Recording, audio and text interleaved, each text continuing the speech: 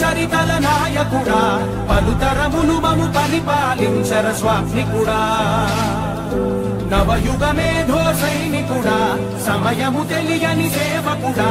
యువ నవ్యాంధ్రకు ప్రగతిని చూపర సాధకుడా వైతాళికుడా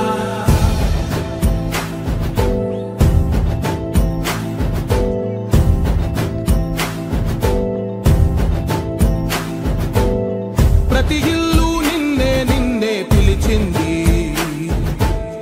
ప్రతి గడప నీకే స్వాగతం అంటోంది ప్రతి మనసు